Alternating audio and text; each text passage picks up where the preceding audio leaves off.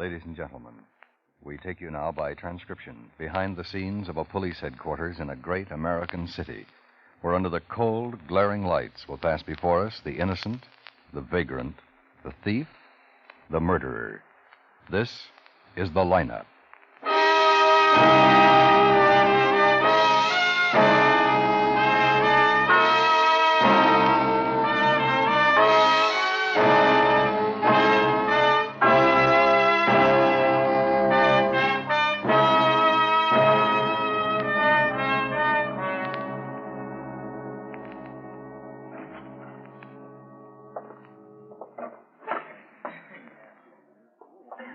Hi, Ben. Hi. Charlie Rice get here? Yeah, over there with Dave. Mm-hmm. Jepson couldn't make it. A man from the Skagway station called and said he'd be here. Valley Division found the car. Yeah. 10 minutes ago. Parked on a side street in Granby. Stolen this morning from a man named Carlisle. He was on a hot sheet. Hey, what's that? That's a necktie. Oh. And my brother's kid gave it to him for Father's Day. He asked me to wear it once. Yeah, once will be enough. I'll see you later, Clint. Yeah, Ben. Hi. Hi, Dave. You hear that game today? Yeah. I'll never listen to another one. I know what you mean. Hope we got a make on this bird who's been sticking up those filling stations. 3 jobs in 3 nights. Me too. May I have your attention, please? You people out there on the other side of the wire in the audience room, may I have your attention, please? Thank you. My name is Cogger, Sergeant Pete Cogger. I'll explain the lineup to you. Each of the suspects you will see will be numbered. I'll call off a number, their name, and charge. If you have any questions or identifications, please remember the number assigned to the prisoner as I call his name. At the end of each line, when I ask for questions or identifications, call out the number. If you're sure or not too sure of the suspect, have him held. The officers who took your name will assist you. They're seated among you. Please be prompt with your questions or identifications. When the prisoners leave here, they're sent to the washroom and dressed back into their jail clothes. It makes it quite difficult to bring them back after they leave here.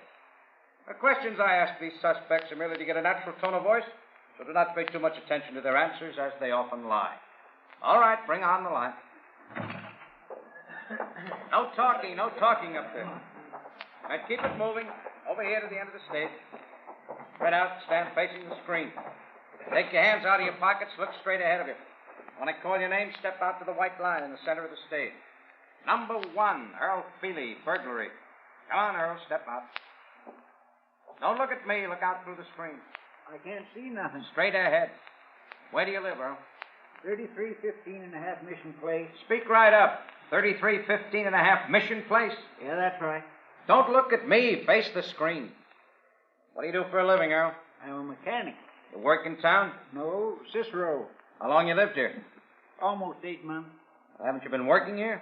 Couldn't find a job. How do you live, Earl? Hmm? How do you get along? How'd you eat for the past 8 months if you didn't have a job? Oh, I had a little money and I borrowed some. You own a car? Yeah, I got a car. Well, coupe, sedan, what? 46 Buick Sedanette. What color? Black. Any weapons? Hmm? Can't you hear me? Any weapons, Earl? A knife or gun? Oh, no. All right, number 2, Irving Waxman, petty theft. Now, over to the left there, Earl. Yes, sir. What's your address? 1897 Grant Street, apartment 308. You have a job? Yeah, I drive a route for the Columbine Laundry. How long you been doing that? About 3 weeks. What'd you do before that? You mean work? I mean work. I sold can openers. Where? House to house, you know. You have a car? No. Any weapons? No. Anyone arrested with you, Irving? Yeah, my wife. Virginia Waxman? Yeah. Anyone else? Guy who lives with us, Paul Darrow. I seen him in the next room before I come out here. Anyone else? Frankie Cedabaca. Cedabaca? Yeah, he's in the next room, too. Yeah, we know it. All right, slide on down. Number 3, Stanley Wormser, assault. Up to the white line, Stanley. Where do you live? The corner of Broadway in Florida. The number, Stanley. It's 351. What is that?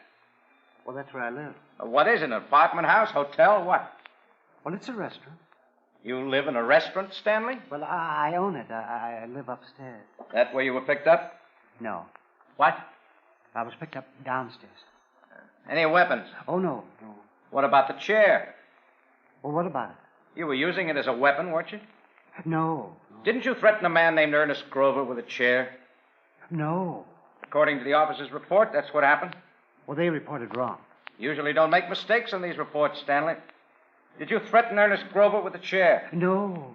I broke it over his head. Oh, pardon me. You know him?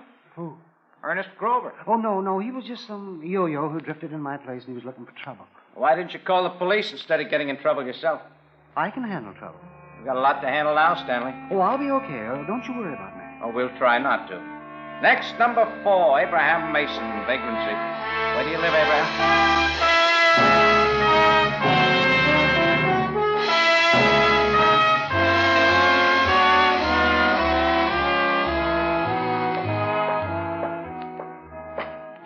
Dan, Yeah? you got a minute? Sure. Lab finished with that car. Came up with 2 good prints. Make him yet? Working on it now. Rise didn't do any good, huh? I looked at 38 suspects.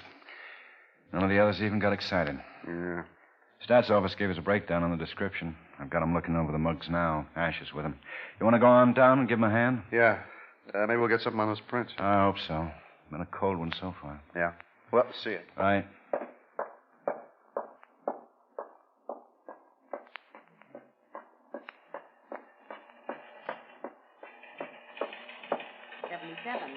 At Parkway Market. See the manager.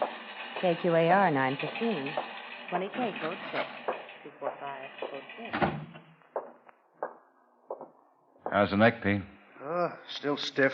3 days now it's been this way. Did you see McMasters? No, not yet.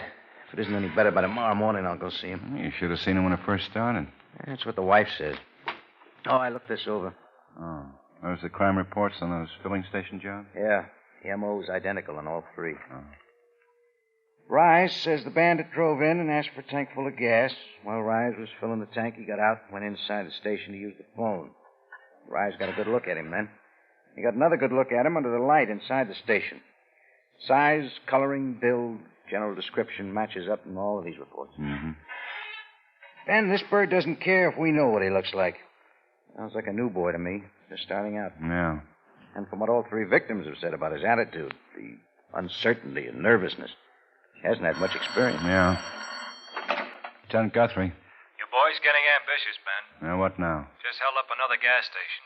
253 Pearl. 253. Thanks, Dave. Let's go, Pete.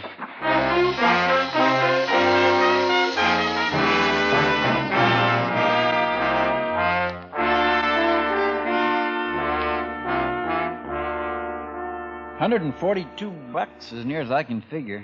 He didn't bother with the change. Mm-hmm. $142. Well, now let's check this back. You say it was a green Nash, late model, license number 37J6778. Yeah, that's it. I wrote it down when he drove away. And he's about 6 feet, dark brown hair, sport shirt, gray slacks, medium build. Yeah. Do you remember anything outstanding about him, Mr. Todd? No, he was a nice-looking guy. Didn't look like no stick-up artist. I thought he was a nice fellow. About 25, would you say? Well, I'm not very good on ages, but around there, I guess. Now, he got out of the car and said he wanted to use the phone, right? Yeah, that's it, Sergeant. I filled the tank. He walked inside the station here. He was still on the phone when I finished. I came inside, and he hung up and turned around, and he had a gun in his hand. Well, I seen it right away. What kind of a gun? Little thing, a 25 or a 32, something like that. He didn't say anything at first. He just sort of stood there, shaking a little. Then I began to shake. Well, I was scared that thing was going to go off. Well, he walked over to me, set it right in here. Man. He said, I want all the money you've got. He may have been nervous, but he meant it. I didn't argue with him either. Oh, I got a customer. All right, go right ahead. Hey, Pete. You got any change? Oh, yeah, I think so. Yeah, here you go. Thanks. I'm going to call in. Hey, what are these things for? Bugs. Stick 'em on the radiator ornament. Keeps bugs off the windshield.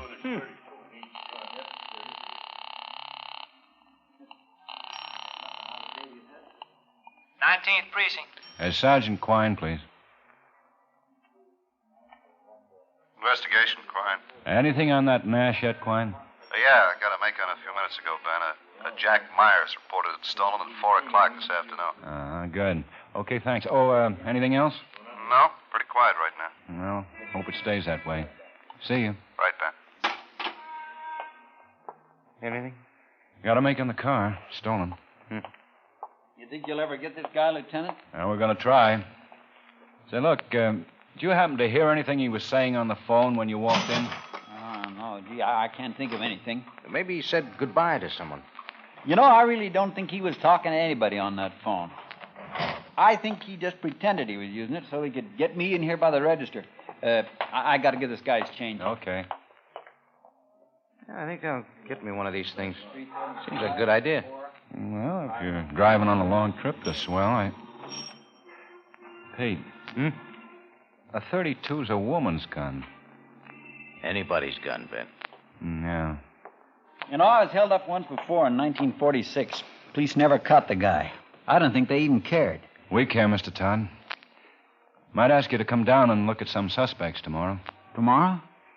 Oh, gee, that's my day off. Oh, we'd like to get this guy. Sure appreciate your help. Well, okay, I'll talk to the wife, but I don't see how you're going to get him. He could be in China now. Oh, hey, that's a police car, isn't it? Asher. Yeah. Hi, Ben. Hi. This is Thelma Lacey, works at the Pearl Street Pharmacy over there. How do you do, Miss Hello. Lacey? Thelma, tell him what you told me. I saw that man drive in here tonight, the man who held him up. Go on. He was in the drugstore before that, sat down at the fountain for maybe an hour. I didn't think anything about it until a little while ago when this officer came in. How do you know it was the same man, Thelma? Well, he had this green car parked out in front, a spiffy-looking car. He just wheeled it around and came right in the station. I saw him from inside the store. Cased it from the drugstore, Ben. Yeah, sounds like it. Did you talk to this man, Thelma? Oh, yeah, we talked. You've known him before? Oh, no. Tonight's the first time I ever saw him. He said his name was Roy. Did he tell you his last name? No, but I think I can find out for you. Oh, how? Well, I told him I was married, but when he left, he kind of laughed and said he'd keep trying. Said he'd drop in again and see me first chance he got.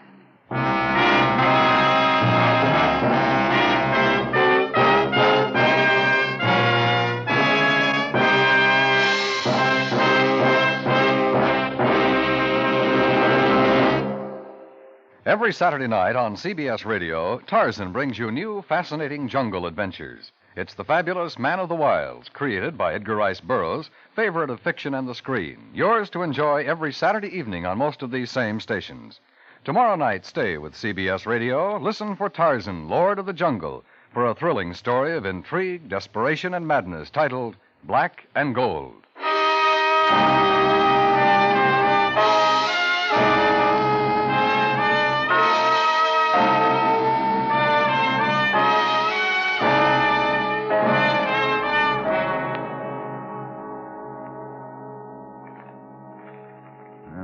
Which one is this?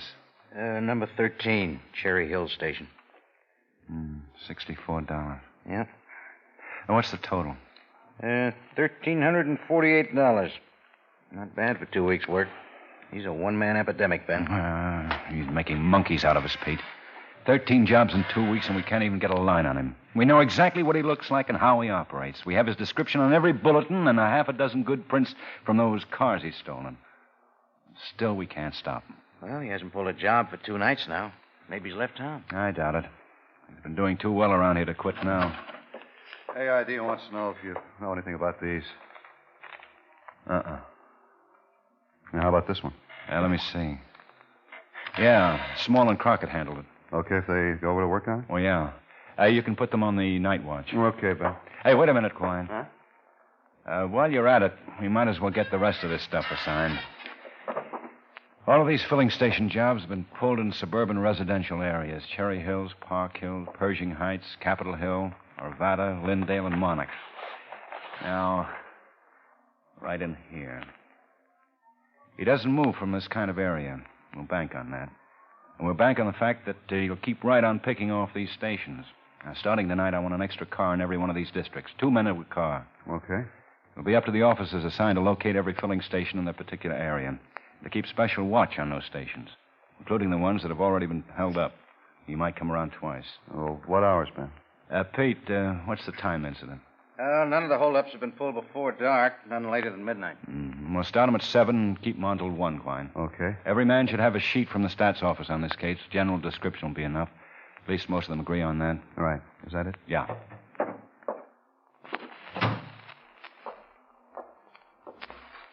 He's got 13 stations in those areas. About 82 more to go. Don't remind me. It's to split everybody's shift, but we'll try it this way until something happens. Yeah, he's bound to make a mistake sooner or later. He's already made it. What? When he held up that first station.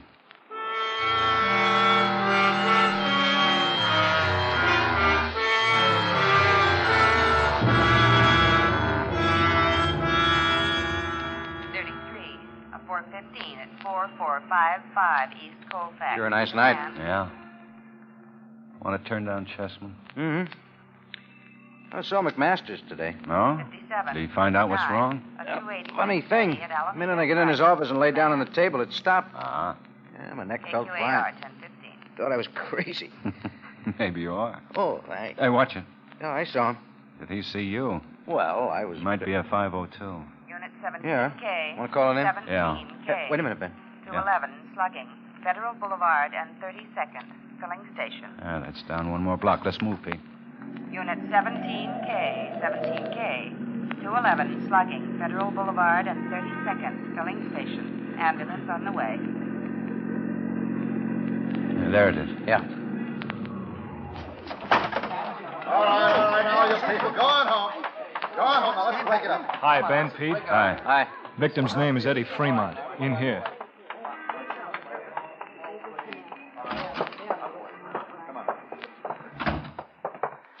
How is he? Skull fracture, I think. He's got a real wallop there. Only, cash register like this? Yeah. Quine and I saw him working here alone about an hour ago. Checked back about 10:20, didn't see him around. Then we found him. Any witnesses? Not so far. I put out a call. He's coming to. Okay, kid. Easy, easy. Oh, it hurts. Need a hand? No, that's okay. Can you hear me, son? Yeah. I'm a police officer. Ambulance will be here in a minute. Can you tell us what happened? He did take it. Easy now. He robbed me. How did it happen, son? He drove in. Said he wanted some gas. I filled his tank. Well, while he came in here to phone. What kind of car? It's a Chrysler convertible 50. You got the license? No, it was a cream-colored job. Right, Ben. Did you get a good look at him? Oh, sure. I was watching him all the time. I was filling the tank. When I finished, I walked in here. He turned around. He had a gun in his hand. I didn't think he meant it. I thought he was kidding me. I laughed at him. You've read about these filling station holdups, haven't you? Yeah, but not him. Imagine him coming in to hold me up. Maybe he didn't recognize me. You know him? Yeah. We graduated high school together in 38. Name's Roy Dayton.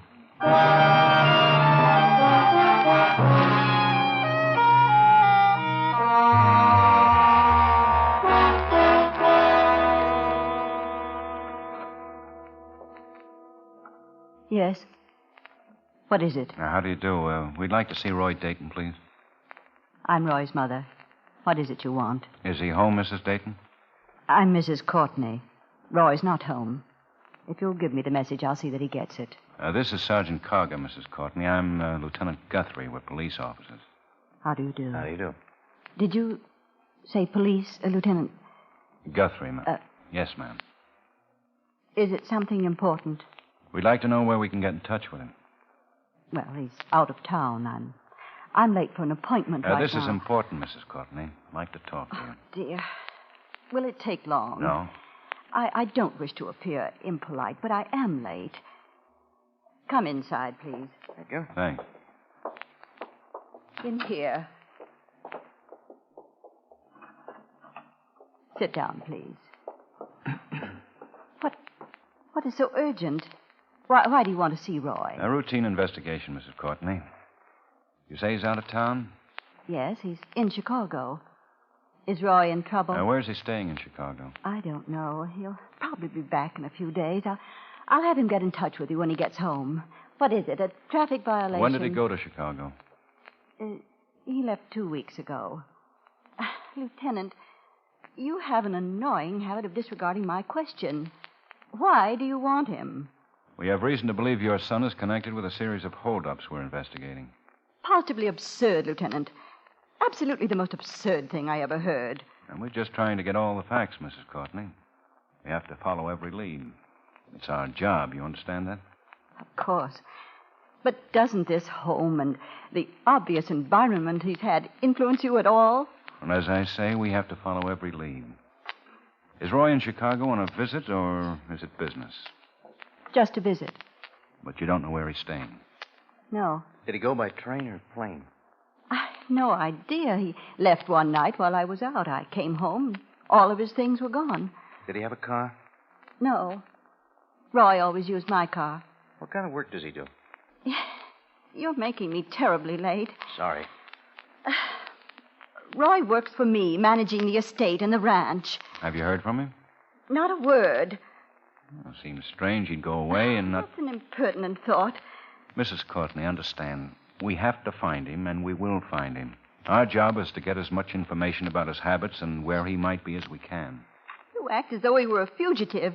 What is this all about? We can tell better after we talk to him. Well, I'm certain I can't help you then. Well, here's my card. If he gets in touch with you, would you mind giving me a ring, please? Not at all. What connection do you think Roy has with these holdups? We think he's the man who's been pulling them. Holding people up? With a gun? Yes, ma'am. Well, thank you for your time. Yes. Thank you. Good day. Lieutenant, Yes?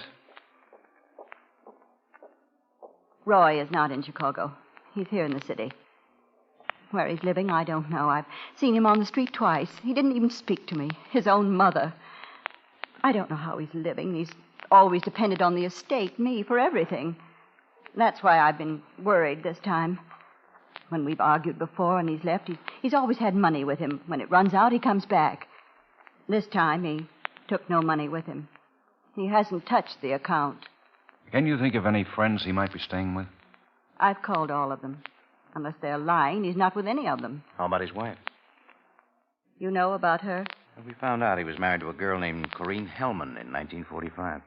The marriage was annulled. You know where we can locate her, Mrs. Courtney? I understand she lives in New York City now. Roy never should have married her in the first place. Oh, why do you say that? His place is here. I can't delay any longer. It's past 11. You'll have to excuse me. Certainly, and thank you for your help. Not at all. I'm certain this is all a mistake. I can't think of any reason Roy would go out and hold up a person. I can think of one. What? He hasn't touched your account.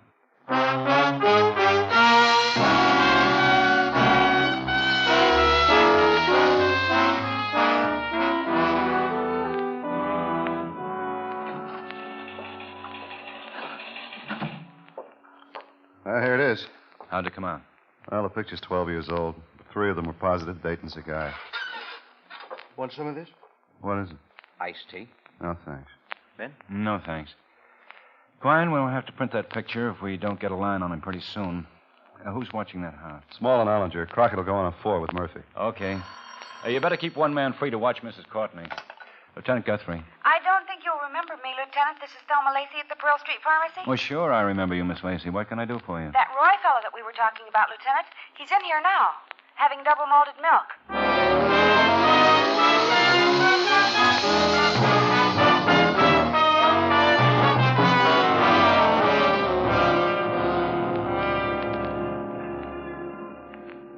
Pull in here, Pete. Away from the entrance. Now,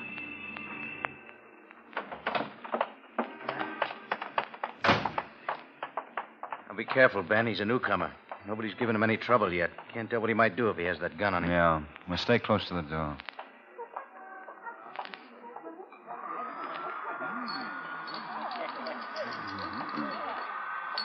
Oh, miss. Miss? Oh, yes, sir. I'll be right there. Excuse me. Oh, okay, honey. Yes, sir. That's him right there. A package of Chesterfields, please. Yes, sir. You been asking you to go out with him? Yes. Tell him to come back and pick you up after work tonight. Aren't you going to arrest him? Not in here. Don't worry. He'll probably leave when you tell him that you'll go out with him. I see. Here are your cigarettes. Thanks. Matches? Oh.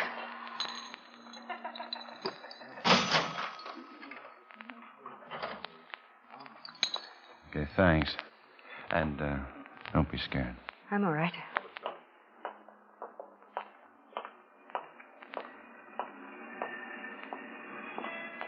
That him, Ben? Yeah. A lot of kids in there. I don't want to take any chances. I'll walk on down to that dry cleaning store. He's wearing a gray flannel suit, dark, straw hat, sunglasses. Might be out in a second. I got it. Paying his check, Ben. Be careful.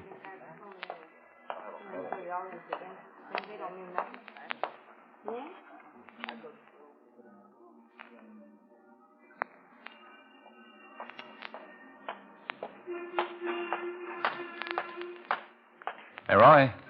Huh? Police officers want to talk to you. The police? What for? I haven't done anything. Hey, what is this? We'll talk about it downtown. Let's go. You arresting me? What do you think?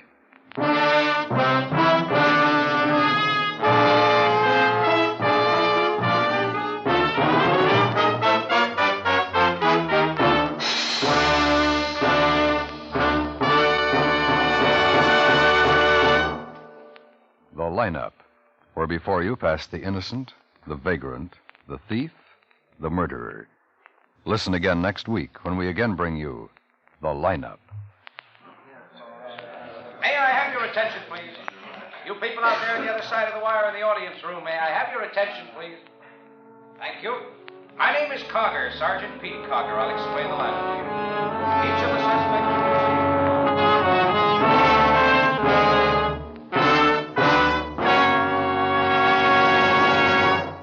The lineup, starring Bill Johnstone as Lieutenant Ben Guthrie, with Jack Moyles as Sergeant Pete Cogger, was written by E. Jack Newman with music by Eddie Dunstetter.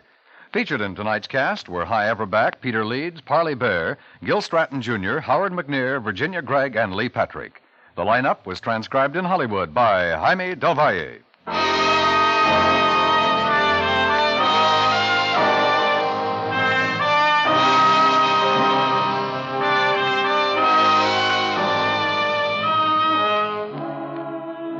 Tomorrow night, Vaughn Monroe's guest songbird will be Francis Irvin. Vaughn, Francis, the Moon Maids, and the Moon Men will be heard vocalizing on such familiar themes as My Favorite Song, Keep It a Secret, Boomerang, Close Your Dreamy Eyes, and other top favorites this week in America. Vaughn's college salute will embrace vocally, of course, Georgia Tech and Mississippi. Don't miss CBS Radio's Vaughn Monroe Show tomorrow night on most of these same stations.